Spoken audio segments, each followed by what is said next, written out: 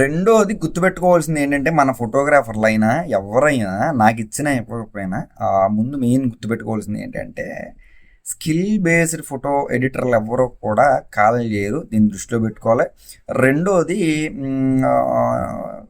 నా పేరు చెప్పుగాను లేకపోతే నా ఛానల్లో చూసి నేను తెలిసాను గాను ఎవరు చెప్పినా వర్కులు ఇవ్వద్దు. ఎందుకంటే దయచేసి అలా నాకు తెలియదు, నేను ఎవరిని సజెస్ట్ చేయను.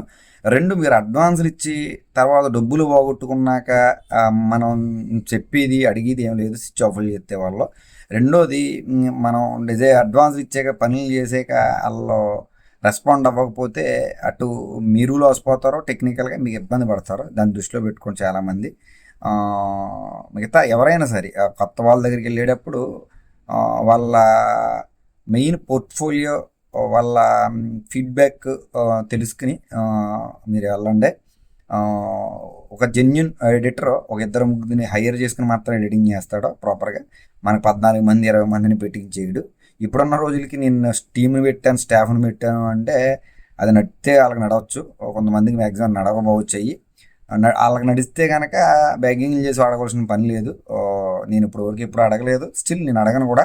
ఫ్యూచర్లో అటువంటి పరిస్థితి వస్తే ఈ బిజినెస్ నుంచి క్విట్ అయిపోతాను, లీవ్ ఇట్, క్విట్ అయిపోతానేమో తప్ప అడుక్కోవడం అన్నది జరగదు. దీన్ని దృష్టిలో పెట్టుకుని ఫోటోగ్రాఫర్లో బెస్ట్ ఎడిటర్ని తయారు చేసుకుని మీరు బెస్ట్ ఎడిటర్ దగ్గరికి వెళ్ళి అతను హైయర్ చేసుకుని అతనికి కావాల్సిన రిక్వైర్మెంట్ అంటే మీరు ఇచ్చి అతన్ని మీరు కొలాబరేట్గా చక్కగా ముందుకెళ్ళాలని మీ బాస్కెట్స్ కోరుకుంటుంది. ఓకే, సదా మీ సేవలో మీ బాస్కెట్స్. నా ఫోన్ నెంబర్ 9866698709. జై హింద్.